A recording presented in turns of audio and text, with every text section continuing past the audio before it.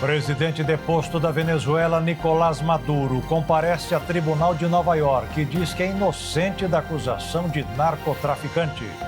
Vice-presidente Delcy Rodrigues assume o posto de Maduro com a aprovação de Donald Trump. Representante do governo brasileiro não aprova a intervenção dos Estados Unidos na Venezuela e diz que os fins não justificam os meios. Venezuelanos começam a semana em clima de insegurança e reclamando da falta de itens básicos de alimentação. Jovem que não dava notícias há 5 dias desde que subiu o Pico Paraná surpreende a todos ao aparecer com vida. Brasileiro começa 2026 cumprindo a rotina de anos anteriores, com problemas para ajustar as contas logo depois das festas. Reclamações da Justiça contra os planos de saúde superam as feitas contra os atendimentos no SUS. E a Anvisa autoriza o início de estudos com pacientes para testar substância que seria capaz de curar traumas na coluna vertebral. É agora no Jornal das 22.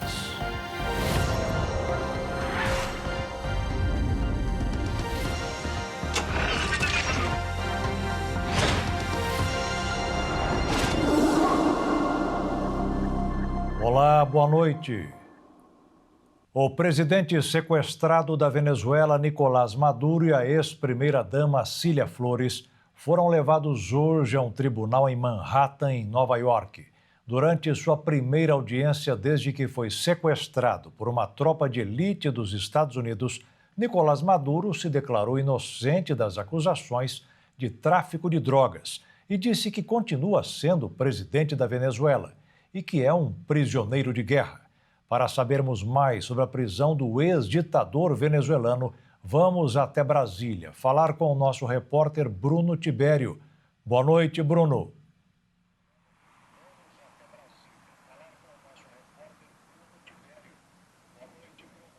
Boa noite, Jaqueto, e quem nos acompanha de casa. Então, o ex-presidente da Venezuela, Nicolás Maduro, compareceu então a um tribunal federal em Nova York, na sua primeira aparição diante da Justiça dos Estados Unidos, desde inclusive que ele foi capturado no fim de semana aí por autoridades americanas. Maduro e a esposa, Cília Flores, participaram então de uma audiência que durou pouco mais aí de meia hora e ambos inclusive se declararam inocentes das acusações apresentadas pelo Ministério Público americano. O juiz responsável pelo caso determinou que o casal volte à corte no dia 17 de março. Ainda não há previsão para o fim do processo. Segundo a imprensa dos Estados Unidos, o julgamento ele pode se estender inclusive por mais de um ano.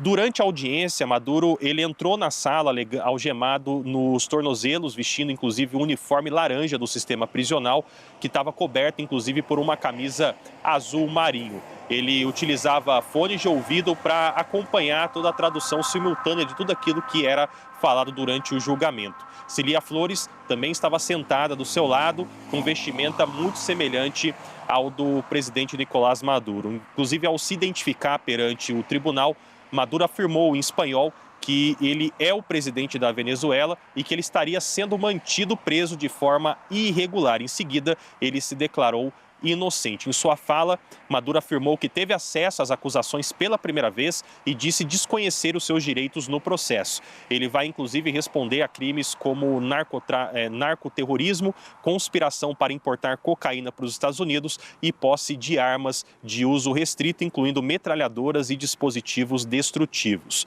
O advogado de Maduro,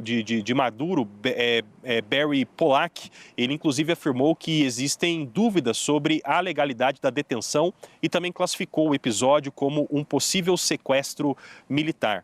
Ele disse que, por enquanto, não vai pedir liberdade sob fiança mas que essa possibilidade ela pode ser analisada, inclusive, mais adiante. A defesa também alegou que o ex-presidente ele enfrenta problemas de saúde que exigem acompanhamento. Já o advogado de Cília Flores relatou que ela sofreu ferimentos durante a captura, incluindo hematomas nas costelas, e também solicitou exames médicos. Jornalistas que, inclusive, acompanharam a audiência afirmaram que ela apresentava um curativo na testa e sinais de lesão próximo ao olho direito. Ao deixar o tribunal, Maduro afirmou ser um prisioneiro de guerra. Do lado de fora, inclusive, houveram manifestações no centro de Manhattan. Grupos se reuniram tanto para criticar a ação dos Estados Unidos quanto para comemorar a prisão do ex-presidente venezuelano. Os manifestantes ficaram separados por barreiras policiais.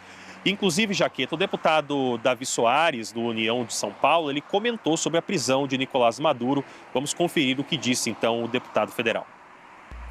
O que aconteceu nesse último sábado, certamente havia-se uma desconfiança que aconteceria, mas não na incisão tão forte norte-americana que levou Nicolás Maduro e sua esposa a fim de serem julgados por acusações criminais muito fortes. Obviamente que nós estamos vendo uma multipolaridade no mundo em que os Estados Unidos deixa bem claro que no hemisfério ocidental ele será a potência hegemônica e a questão da energia será um ativo muito forte a ser negociado com os países. Brasil, Colômbia, México, todos agora estão aguardando a ver os próximos passos, seja numa administração conjunta ou com influência direta de Washington, e as consequências para a economia venezuelana, que, vale dizer, está à bancarrota e que precisa de uma reativação.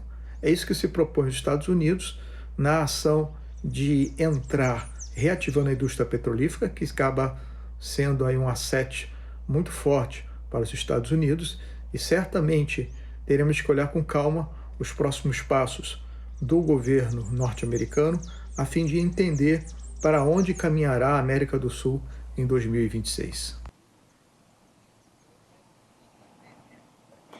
Pois é, então tá aí a fala então do deputado federal Davi Soares, do União de São Paulo. Jaqueta, inclusive, segundo os promotores americanos, Maduro é apontado como líder de uma organização formada por autoridades políticas e militares da Venezuela, acusada de atuar em parceria com cartéis de drogas e grupos classificados pelos Estados Unidos como organizações terroristas. As acusações, elas remontam às investigações que foram abertas em 2020, Maduro, inclusive, nega todas as acusações e, em declarações anteriores, afirmou que o processo teria, então, motivações políticas e econômicas relacionadas às reservas de petróleo na Venezuela. Jaqueto, volto com você aí no estúdio. Bruno, obrigado pelas informações, e daqui a pouco você volta com notícias sobre problemas com a fronteira Brasil-Venezuela. E o presidente da China, Xi Jinping, fez uma crítica indireta aos Estados Unidos e defendeu a libertação imediata de Nicolás Maduro. A China é um dos países que detém reservas de petróleo na Venezuela. A declaração foi feita durante o encontro de Xi Jinping com o primeiro-ministro da Irlanda, Michael Martin. Xi manteve o tom de suas últimas falas e não citou diretamente Donald Trump nem os Estados Unidos. O líder chinês defendeu que todos os países devem respeitar o direito dos povos de escolher, de forma independente, o próprio caminho de desenvolvimento. A fala deixa clara a posição da China, uma das principais aliadas políticas e econômicas do regime venezuelano. Na última semana, Qiu Xiaoqing, enviado especial de Xi Jinping, se encontrou com Nicolás Maduro no Palácio de Miraflores, em Caracas. Essa foi a última atividade pública do ditador venezuelano, o que tornou ainda mais evidente a proximidade entre os dois governos. Embora o reencontro tenha ocorrido poucos dias antes da captura de Maduro, o ministro das Relações Exteriores da China, Wang Yi, afirmou que nenhum representante chinês foi afetado pelos ataques americanos na Venezuela. Wang também declarou que não concorda que qualquer país atue como policial do mundo, em nova indireta aos Estados Unidos, e disse que Pequim pretende aprofundar a relação com Caracas. A China é aliada histórica da Venezuela e uma das principais detentoras do petróleo venezuelano, com mais de 4 bilhões de barris. No entanto, Donald Trump afirmou, em um pronunciamento horas após a captura de Maduro, que o petróleo de Caracas será totalmente explorado pelos Estados Unidos, o que levanta dúvidas sobre o futuro dos bilhões de barris aos quais a China tem direito. O embaixador do Brasil na ONU condenou categoricamente a invasão dos Estados Unidos à Venezuela. Em seu discurso, Sérgio Danesi classificou a ação americana como uma grave violação ao direito internacional e à Carta da ONU. Disse ainda que a medida abre um precedente perigoso para a ordem mundial. Em suas declarações, Sérgio Danesi disse que o Brasil rejeita categórica e firmemente a intervenção armada em território venezuelano, uma flagrante violação da Carta das Nações Unidas e do território internacional. Segundo ele, o bombardeio do território venezuelano e a captura de seu presidente ultrapassam um limite inaceitável e constituem uma grave afronta à soberania da Venezuela. No discurso, o diplomata ressaltou que a Carta da ONU estabelece como pilar da ordem internacional a proibição do uso da força contra a integridade territorial ou a independência política de qualquer Estado, salvo nas circunstâncias estritamente previstas no próprio texto. O embaixador citou dados globais para ilustrar os efeitos do enfraquecimento dos mecanismos de governança internacional, como o número recorde de 61 conflitos armados ativos desde a Segunda Guerra Mundial. La Carta de las Naciones Unidas establece como pilar del orden internacional la prohibición del uso de la fuerza contra la integridad territorial o la independencia política de cualquier Estado, salvo en las circunstancias estrictamente previstas en ella. La aceptación de acciones de esta naturaleza conduciría inexorablemente a un escenario marcado por la violencia, el desorden y la erosión del multilateralismo, em detrimento do direito e das instituições internacionais. Ele lembrou também os 117 milhões de pessoas enfrentando crises humanitárias e o aumento dos gastos militares globais que se aproximam de 3 trilhões de dólares. Ele mencionou ainda crimes contra a humanidade, como genocídio em Gaza, como reflexo da escalada de guerras, deslocamentos forçados e violações graves de direitos humanos. O discurso ocorre em meio a uma ofensiva diplomática do governo brasileiro. Nos últimos dias, líderes internacionais procuraram o presidente Lula para tratar da crise venezuelana. Entre eles, o francês Emmanuel Macron, o colombiano Gustavo Petro e o espanhol Pedro Sánchez, segundo interlocutores do governo. As conversas devem ocorrer assim que Lula retornar a Brasília. Já o embaixador da Venezuela nas Nações Unidas, Samuel Moncada, classificou o episódio do dia 3 de janeiro no país sul-americano como uma violação histórica do direito internacional. Os eventos de 3 de janeiro de 2026 constituem um dia de profunda gravidade histórica, não apenas para a Venezuela, mas para o sistema internacional como um todo. Naquele dia, a República Bolivariana da Venezuela foi alvo de um ataque armado e legítimo, desprovido de qualquer justificativa legal, perpetrado pelo governo dos Estados Unidos da América, declarou Samuel Moncada. Durante a reunião do Conselho da ONU, Mike Waltz, representante americano nas Nações Unidas, afirmou que não farão uma ocupação no país sul-americano. E a seguir, vice-presidente Delcy Rodrigues assume o posto de Maduro com a aprovação de Donald Trump. E os venezuelanos começaram a semana em clima de insegurança e reclamando da falta de itens básicos de alimentação.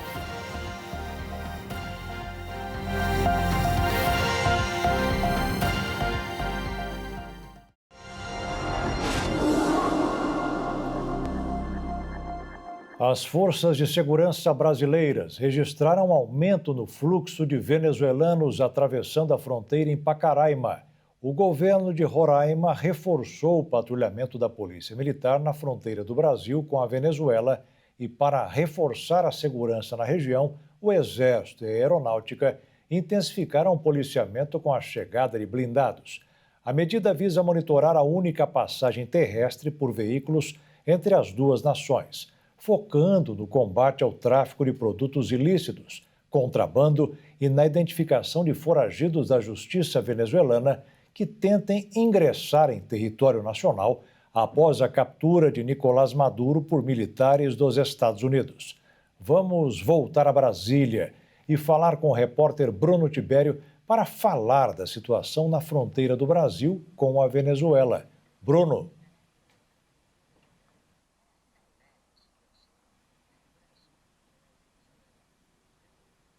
Pois é, Jaqueta, olha, a fronteira entre o Brasil e a Venezuela foi reaberta e voltou a operar normalmente após um breve fechamento que ocorreu logo depois da operação americana que resultou então na captura de Nicolás Maduro. Na cidade de Pacaraima, em Roraima, o fluxo de pessoas e veículos voltou então ao padrão habitual, segundo o acompanhamento ali das autoridades brasileiras e também relatos no local. De acordo com as informações apuradas ali na região, tanto venezuelanos que entram no Brasil quanto brasileiros que seguem para a Venezuela estão atravessando então a fronteira sem restrições neste momento. A normalização ela é bem diferente, né, do que foi registrado logo após ali a captura de Maduro, quando o lado venezuelano chegou inclusive a interromper temporariamente a travessia. Agora, segundo integrantes do Exército e também da Polícia Federal, a situação ela está sob controle. O intercâmbio comercial entre Paracaima e Santa Helena, na Venezuela, então segue ativo. Muitos venezuelanos atravessam a fronteira para fazer compras no Brasil. As autoridades brasileiras, inclusive, acompanham, né, com atenção a possibilidade do aumento do fluxo migratório, mas até agora não tem registros de uma nova onda de entrada motivada pelos desdobramentos políticos que aconteceram recentemente lá na Venezuela. Desde 2017, o Brasil já recebeu cerca de 1 milhão de venezuelanos dentro da Operação Acolhida, que é uma iniciativa coordenada pelo governo federal, que organiza a recepção aí desses imigrantes em várias regiões do país. Em Boa Vista, capital de Roraima, venezuelanos eles foram vistos comemorando, inclusive, a captura de Maduro.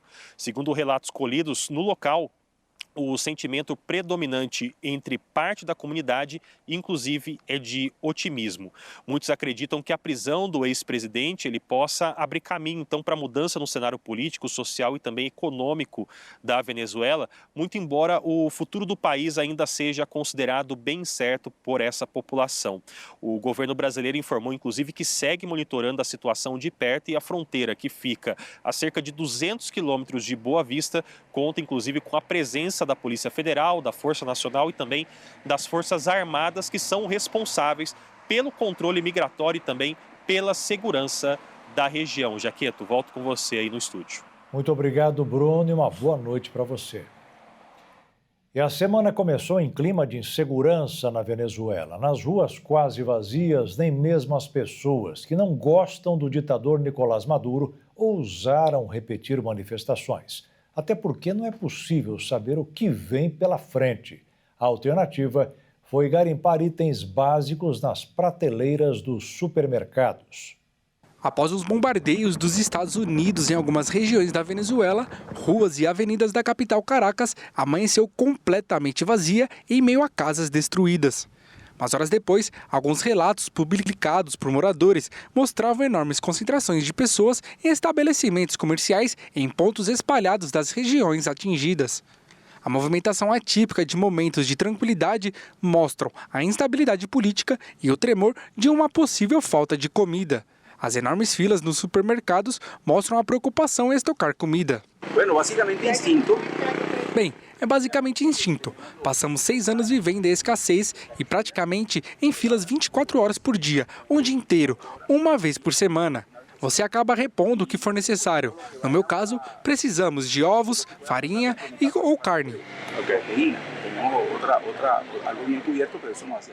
Por isso, o receio do desabastecimento tomou conta dos venezuelanos, que relataram que itens básicos como papel higiênico, farinha de milho, que é um dos principais alimentos no café da manhã do país, além de massas, frangos, carnes e leites, são os primeiros a desaparecerem das prateleiras. Em meio a tudo isso, os poucos venezuelanos que se locomoveram pelas ruas demonstraram medo de expressar qualquer opinião política, já que alguns fiéis aliados de Maduro mantinham uma presença visível e até exibiam suas armas em um dos principais redutos chavistas. Esta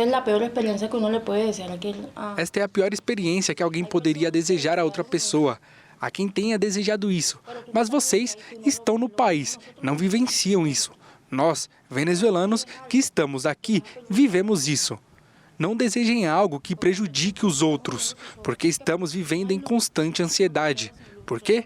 Porque não há eletricidade. Estamos sem energia há cerca de 30 horas. Não sabemos o que está acontecendo lá fora, quais notícias estão sendo divulgadas, porque não temos eletricidade para assistir ao noticiário, para saber o que aconteceu, quantas pessoas morreram. Porque essas pessoas também são seres humanos. O transporte público local também foi afetado e operou de maneira parcial. Porém, as 3 linhas do metrô da capital venezuelana foram reativadas de maneira gradual. O transporte aéreo também foi afetado por conta do fechamento do espaço aéreo realizado pelos Estados Unidos, mas que está sendo retomado. A falta de energia elétrica nos locais atingidos também foram restabelecidos na maior parte. O presidente Donald Trump, que em coletiva deixou claro que o país vai administrar a Venezuela até que novas eleições com o aval dos Estados Unidos sejam realizadas. Enquanto Nicolás Maduro passava por uma audiência de custódia em Nova York, nos Estados Unidos, a vice dele tomava posse como presidente interina da Venezuela em Caracas. Diante dos deputados que acabavam de tomar posse, Delcy Rodrigues declarou lealdade a Maduro e disse que prestava o juramento com pesar. O Supremo Tribunal da Venezuela havia ordenado que Delcy assumisse o cargo por 90 dias, prazo que pode ser prorrogado. Na cerimônia, ela afirmou que não irá descansar até ver a Venezuela como uma nação livre e independente e garantir a tranquilidade econômica e social do povo venezuelano. Vengo como vicepresidenta ejecutiva del presidente constitucional de la República Bolivariana de Venezuela, Nicolás Maduro Moros, a prestar juramento. Vengo con dolor por el sufrimiento que se le ha causado al pueblo venezolano luego de una agresión militar ilegítima contra nuestra patria.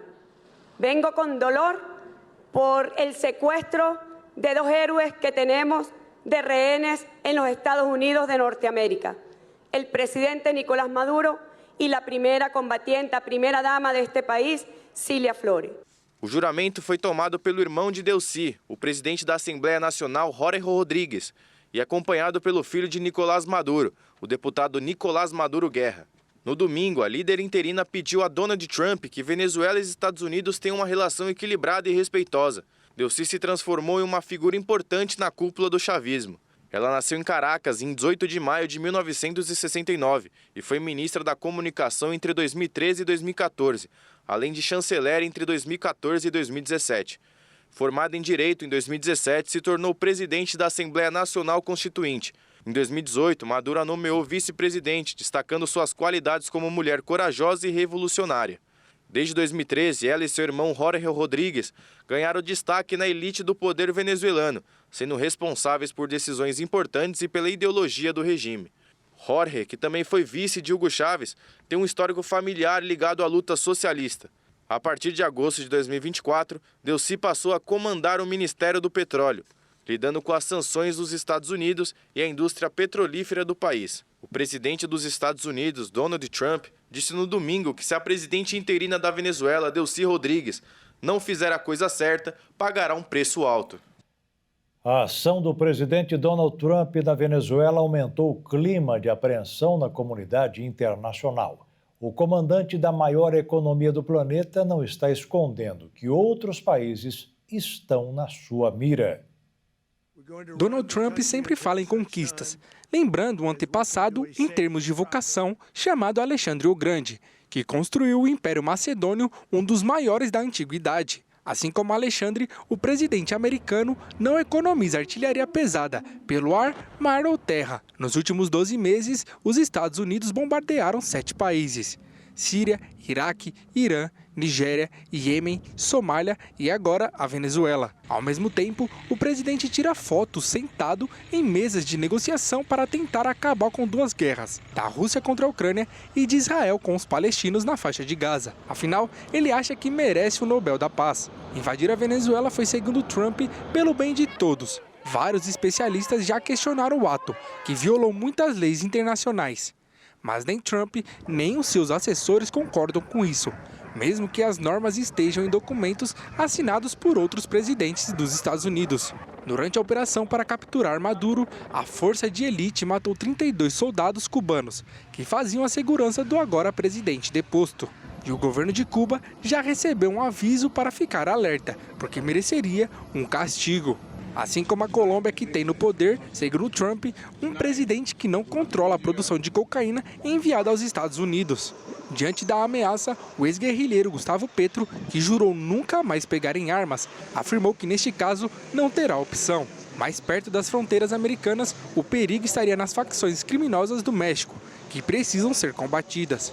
Por falar em fronteiras, o mandatário que parece exercer o papel de xerife mundial quer expandir as suas. Ele já falou em anexar o Canadá e agora voltou a manifestar a cobiça pela Groenlândia.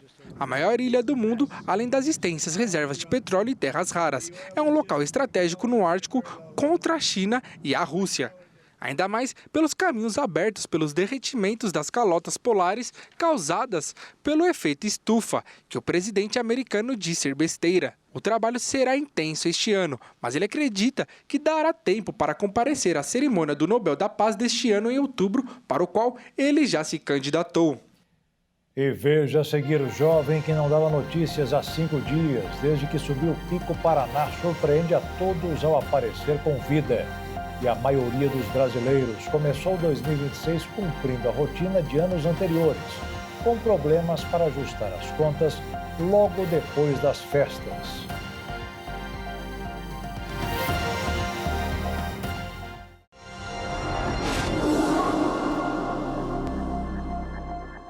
2026 começou oficialmente há 5 dias, mas para valer foi hoje mesmo, com as pessoas retomando as atividades normais. Vários planos ficaram para trás e deverão continuar assim, porque o principal em janeiro é voltar à realidade do orçamento doméstico. O que não falta mesmo são novas contas para pagar.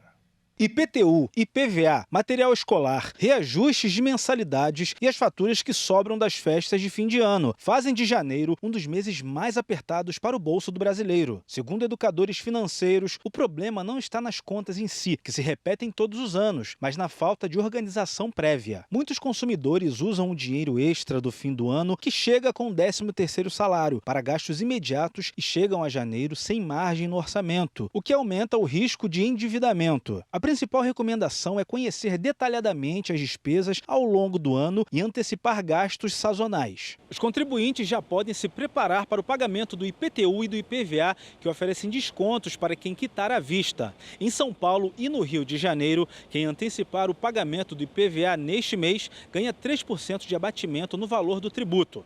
Mas especialistas orientam que a decisão deve levar em conta a situação financeira individual e até mesmo o possível rendimento de aplicações financeiras. O parcelamento sem juros pode ser mais vantajoso do que pagar antecipado, por exemplo, quando o dinheiro está investido e rendendo acima do percentual de desconto oferecido. Para tomar a decisão, os consumidores também devem considerar o patamar da Selic, a taxa básica de juros da economia, que influencia diretamente o rendimento das aplicações financeiras. Já no caso do IPTU, que costuma oferecer prazos de parcelamento mais longos, a avaliação é que a comparação entre investir o dinheiro e parcelar o imposto pode fazer mais sentido. O presidente do Tribunal de Contas da União, Vitaldo Rego, autorizou hoje a realização de uma auditoria no Banco Central sobre a liquidação do Banco Master, que, segundo ele, poderá ser suspensa. Técnicos do TCU deverão ir ao local para analisar documentos sobre todo o procedimento realizado para que fosse determinado o fechamento da instituição privada. A medida foi tomada para esclarecer se houve realmente uma precipitação do Banco Central, além de eventuais omissões e irregularidades na fiscalização do banco de Daniel Vorcaro, que foi preso tentando fugir do país. O principal assunto hoje entre os operadores do mercado financeiro em um começo de semana sem grandes notícias na área econômica foi a captura do ditador venezuelano Nicolás Maduro pelo governo dos Estados Unidos. A reação foi uma queda de 0,34% na cotação do dólar, que terminou o dia em R$ 5,40, e a Bolsa de Valores subiu 0,83%. aos 161.870 pontos. O Instituto Nacional de Pesquisas Espaciais lançou um supercomputador que avalia com mais precisão e rapidez as previsões do tempo. O Instituto classificou a aquisição como essencial para a prevenção de desastres naturais e até salvar vidas. Em funcionamento desde o dia 11 de dezembro no interior de São Paulo, um novo supercomputador do Instituto Nacional de Pesquisas Espaciais, o INPE, foi batizado através de uma votação popular como JACI. A máquina tem como objetivo ajudar os cientistas a realizarem previsões meteorológicas e estudos climáticos com maior precisão, que são geradas a partir de uma ampla rede de observações que coletam, por meio de sensores, medidas que permitem estimar padrões da atmosfera, superfície e dos oceanos, como temperatura, umidade, intensidade e direção dos ventos. Além disso, o supercomputador promete reduzir o tempo necessário para gerar a previsão do dia, que normalmente é em 3 horas, para apenas alguns minutos. A máquina substitui uma outra chamada de Tupã, no qual é considerada ultrapassada e já foi desmontada. A diferença entre eles é gritante, visto que além da capacidade de armazenamento da nova máquina ser de 5 a 6 vezes maior, ela tem 24 vezes mais capacidade de armazenamento de dados. Um exemplo disso é que o Tupã conseguia gravar e armazenar vídeos em alta definição por até 13 anos, enquanto a Jaci pode fazer o mesmo durante 312 anos. Nos últimos anos, o Brasil tem visto a intensificação de eventos climáticos extremos, como ondas de calor, chuvas fortes, como a que inundou o Rio Grande do Sul em 2024, além de tornados, como que destruiu cidades do Paraná em novembro de 2025. O novo supercomputador foi comprado por 28 milhões de reais de uma empresa dos Estados Unidos. Ele é o primeiro de mais 3 que estão previstos para estarem em funcionamento até 2028. Uma tentativa de assalto a um caminhão terminou com 6 pessoas mortas e 16 feridas na BR-116 em Campina Grande do Sul, no Paraná. A carreta desceu de ré, sem controle, e tombou sobre uma van. De acordo com a Polícia Rodoviária Federal, o motorista do caminhão que transportava uma carga de queijos seguia no sentido São Paulo quando foi bloqueado por outro caminhão, onde havia 2 criminosos a bordo. Após renderem um caminhoneiro, suspeitos fizeram um retorno na pista e passaram a dirigir no sentido contrário, em direção a Curitiba. Já próximo ao quilômetro 4 da rodovia, a empresa de rastreamento acionou o bloqueio mecânico do veículo. Nesse momento, os criminosos exigiram que o motorista fizesse o desbloqueio do sistema. Como o caminhoneiro não tinha acesso ao dispositivo, os assaltantes ordenaram que ele saltasse do veículo sem olhar para trás. Em seguida, soltaram o freio de mão da carreta, que desceu de ré, na rodovia sem controle e tombou no canteiro central, atingindo uma van que trafegava no sentido Curitiba. Os passageiros que estavam na van retornavam de um culto em São Paulo. Com o impacto, a carga de queijo ficou espalhada pela pista. Equipes da concessionária responsável pela rodovia atuaram no local para atendimento da ocorrência e limpeza da via. A Polícia Civil investiga a versão apresentada pelo motorista para entender os fatos. O jovem que desapareceu no Pico Paraná foi encontrado com vida. Após 5 dias de buscas, o garoto foi encontrado com alguns hematomas e um pouco desorientado, errando até mesmo a sua própria idade. Uma ligação que foi aguardada por 5 dias, que valeram por uma vida toda. Mais que um vídeo chamada, um sinal de vida. Eu estou na fazenda CGH, na usina elétrica, hidrelétrica, Catatua. E você tá bem? Como que você tá? Olha, eu tô cheio de roxo no corpo, tô com várias escoriação e tô sem enxergar porque perdi meu óculos, sem bota e só isso. Mas eu tô bem. A chamada foi feita por Roberto Faria Tomás para a irmã. O rapaz, de 19 anos, estava desaparecido no Pico Paraná e caminhou por mais de 20 quilômetros no meio da mata. E ele ainda estava desorientado. Teu nome completo, tua idade? Roberto Farias Tomás. Idade? 20 anos. 20 não, você tem 19. Qual que é a tua data de 19, nascimento? Desculpa. 19 anos. Data de... 19. Finalmente foi encontrado. Eu fui até a loja de um amigo meu buscar lanterna para os bombeiros, porque teve gente do Rio Grande do Sul que deslocou a noite toda para chegar lá para poder ajudar. E eles falaram que iam entrar no meio do mato e só iam sair de lá com ele. E aí a gente foi buscar lanterna para eles, equipamento. Eu pedi para um amigo. Entrei lá dentro daquela loja e falei, a gente está indo buscar ele. E aí entrei dentro do carro. E quando entrei no carro, gente, meu Deus, um rapaz abençoado, um número, porque muita gente está me ligando. Então um número me ligou e eu estou atendendo todo mundo, né? Eu atendi e ele falou, eu tô com o teu irmão. Eu, o quê? Calma. Eu tô com o teu irmão. Como que você sabe que é ele? Daí eu já comecei a gritar, a agradecer a Deus. O local, conhecido pela beleza natural e também pelas dificuldades da trilha, mobilizou equipes do Corpo de Bombeiros e voluntários desde o primeiro dia. Foram horas de buscas intensas em meio à mata fechada, terreno íngreme e condições climáticas desafiadoras. Mais de 100 bombeiros empenhados, cerca de 300 voluntários todos os dias. Trabalho bastante complexo. A gente estava expandindo essa área de busca, inclusive haviam equipes hoje subindo do litoral em direção ao Palanato do Cacatu, mas felizmente ele conseguiu ali superar as adversidades, descer as encostas, chegou lá. A gente ainda não acessou ele, né? A ambulância de Antonina está indo buscá-lo para levá-lo até o hospital, mas em princípio ele está bem, que chegou sozinho lá. Então a gente agradece, o Corpo de Bombeiros Militar do Paraná agradece o trabalho de todos os voluntários que nos apoiaram nessa missão e seguimos em frente aqui. Após ser encontrado na fazenda, o jovem foi encaminhado ao Hospital Municipal de Antonina. De acordo com o boletim da Secretaria do Estado de Saúde, Roberto está lúcido, mas apresenta desidratação leve. Tem hematomas nos membros inferiores e assaduras. E ele permanece internado em observação enquanto aguarda resultados de exames complementares. A Polícia Civil acompanha o caso desde o registro do desaparecimento e confirmou que não há indícios de crime. No fim, o que fica é o alívio. Alívio para a família, para os amigos e para todos que acompanharam cada passo dessa busca. E a seguir, reclamações da Justiça contra os planos de saúde superam as feitas contra os atendimentos no SUS. E a Anvisa autorizou o início de estudos com pacientes para testar uma substância que seria capaz de curar traumas na coluna vertebral.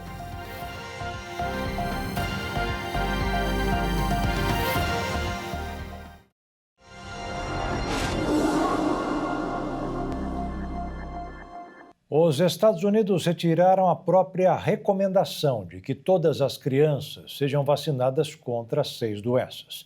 A decisão foi tomada um mês após o presidente Donald Trump pedir a redução do número de vacinas no calendário das crianças. A mudança foi anunciada pelo Departamento de Saúde dos Estados Unidos, comandado por Robert Kennedy Jr., conhecido por sua posição crítica em relação às vacinas. Com a decisão, os Estados Unidos deixam de recomendar a imunização infantil contra doenças como rotavírus, gripe, meningite meningocócica, hepatite A, hepatite B e o vírus silencial respiratório, o RSV. A medida gerou debate entre profissionais de saúde que alertam para possíveis impactos negativos no país caso os índices de vacinação caiam. O diretor-geral da Organização Mundial da Saúde afirmou que as vacinas salvam vidas e permitem que indivíduos, famílias, comunidades e nações prosperem. A declaração foi feita durante a divulgação de dados que apontam o avanço contínuo dos países na proteção de crianças, mesmo diante de desafios crescentes. Já o presidente da Academia Norte-Americana de Pediatria, Dr. Sean O'Leary, destacou que outros países desenvolvidos enfrentam riscos diferentes de doenças e contam com sistemas de saúde distintos dos Estados Unidos. Segundo ele, enquanto os americanos dependem majoritariamente de um sistema de saúde privado, a maioria dos países oferece cobertura universal básica financiada pelo governo. Apesar da mudança, a cobertura contra 11 doenças consideradas mais graves, como sarampo, poliomielite e catapora, permanece na lista principal de imunizações recomendadas para crianças. A revisão inclui ainda a recomendação de apenas uma dose da vacina contra o HPV, em vez das 2 doses indicadas anteriormente. Um novo medicamento contra a obesidade que já está sendo testado em humanos apresentou resultados significativos. Os pacientes de vários países da Europa, como a Alemanha, além dos Estados Unidos, precisam apenas tomar uma pílula. Pesquisadores anunciaram o desenvolvimento de uma nova pílula capaz de estimular a queima de gordura mesmo em períodos de repouso, sem comprometer a massa muscular. Os resultados observados em testes com animais e em um estudo inicial com voluntários indicam um possível avanço no tratamento da obesidade e no diabetes tipo 2, ao aumentar o gasto energético e favorecer o controle da glicose no organismo. O estudo foi divulgado na revista científica Cell e descreve uma nova classe de medicamentos criada para atuar de maneira mais precisa no metabolismo muscular. Diferentemente de abordagens tradicionais, o composto foi projetado para agir de forma seletiva, reduzindo o risco de efeitos colaterais que costumam limitar o uso prolongado desse tipo de terapia. Segundo os cientistas, a substância não ativa de forma ampla o sistema adrenérgico, responsável pelas respostas do corpo ao estresse. Em vez disso, o medicamento aciona apenas uma via específica de sinalização celular relacionada ao uso de energia, o que permite aumentar a captação de glicose pelos músculos independentemente da insulina e intensificar a queima de gordura corporal. Outro ponto destacado é a preservação da massa muscular, considerado um desafio em tratamentos para perda de peso. Apesar dos resultados promissores, os pesquisadores ressaltam que serão necessários estudos clínicos mais amplos para confirmar a segurança e a eficácia antes de uma eventual liberação para uso comercial. As ações na justiça contra planos de saúde superaram as reclamações contra o SUS, o Sistema Único de Saúde. A situação piorou em vários estados, mas em 7 estados, o volume de brigas travadas contra operadoras já supera as contra o Sistema Único de Saúde.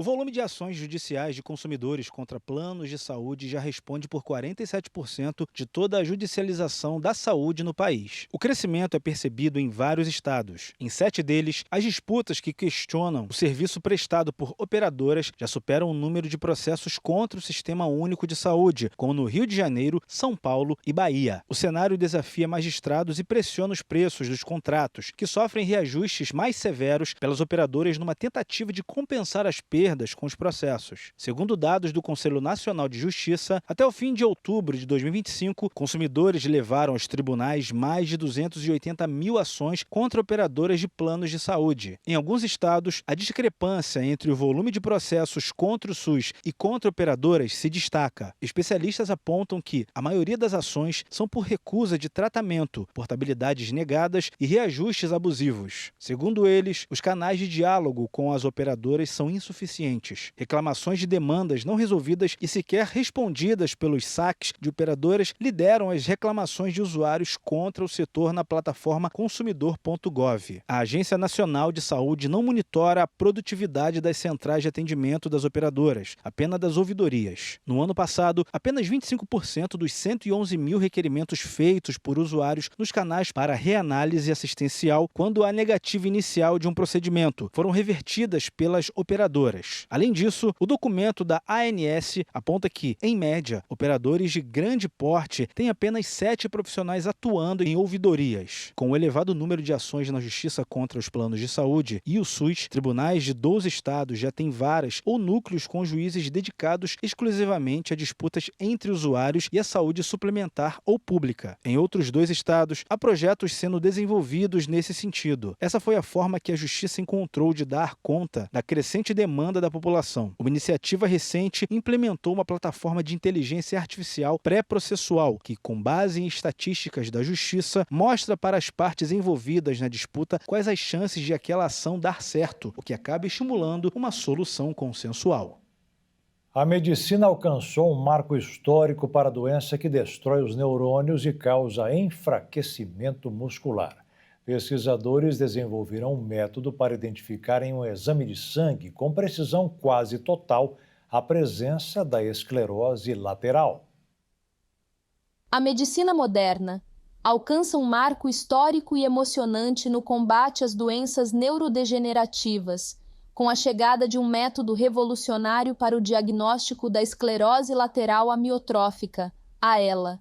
Através de um exame de sangue extremamente sofisticado, pesquisadores desenvolveram uma técnica capaz de identificar a presença da enfermidade com uma precisão quase total. Essa inovação representa uma esperança concreta para pacientes e famílias, pois permite que o acompanhamento médico e as intervenções terapêuticas comecem muito antes do que era possível com os antigos protocolos de avaliação clínica. O grande diferencial tecnológico deste teste reside na detecção de proteínas específicas que o corpo libera assim que os neurônios motores começam a sofrer qualquer tipo de desgaste. Até então, o processo para confirmar um caso de ELA era marcado por uma longa e angustiante jornada de exclusão de outras doenças, o que muitas vezes consumia meses ou até anos valiosos. Com a introdução deste novo procedimento, o tempo de espera por uma resposta definitiva cai drasticamente, oferecendo um diagnóstico rápido que é fundamental para preservar as funções motoras e garantir uma qualidade de vida superior. A ciência consegue, desta forma, transformar a complexidade da neurologia em um cuidado acessível, garantindo que o sistema de saúde possa agir com muito mais agilidade e segurança em favor da vida. A Anvisa liberou hoje o estudo clínico de fase 1 em humanos da polilaminina, proteína voltada para o tratamento de lesões na medula espinhal. A substância faz parte de um estudo da Universidade Federal do Rio de Janeiro há mais de 20 anos. Durante esse período de estudos, a polilaminina já havia mostrado resultados promissores em testes iniciais, ainda limitados, com recuperação parcial de movimentos, em alguns casos considerados improváveis. Agora, pela primeira vez, o tratamento entra num protocolo formal de pesquisa clínica aprovado pela Anvisa. É um passo indispensável antes de qualquer avaliação mais ampla sobre sua eficácia. A autorização concedida pela Anvisa diz respeito ao estudo de fase 1, etapa inicial de qualquer pesquisa clínica em humanos. O objetivo não é provar se o tratamento funciona, mas avaliar se ele é seguro para os pacientes, identificando possíveis riscos e efeitos adversos da aplicação. Nessa fase, apenas 5 voluntários poderão participar. O perfil é bastante específico. Pessoas entre 18 e 72 anos que tenham sofrido uma lesão medular completa, com perda total de sensibilidade e movimento, causada por um trauma recente, ocorrido há menos de 72 horas. Além disso, a lesão precisa estar localizada na região torácica da medula, entre as vértebras T2 e T10, e o paciente deve ter indicação cirúrgica. A aplicação da polilaminina será feita uma vez, de forma intramedular, diretamente na área lesionada da medula espinhal, durante o procedimento cirúrgico. Pacientes com lesões crônicas ocorridas há meses ou não ficam fora do protocolo neste momento. O estudo é patrocinado pelo Laboratório Brasileiro Cristalia, responsável pela formulação usada nessa fase clínica. Os locais onde a pesquisa será realizada ainda não foram divulgados. A expectativa é que essa etapa dure ao menos 6 meses. Só depois da análise dos dados de segurança será possível decidir se o tratamento pode avançar para as fases 2 e 3, voltadas à comprovação de eficácia. E o Jornal das 22 termina aqui. Uma boa noite para você e fique na paz. Tchau.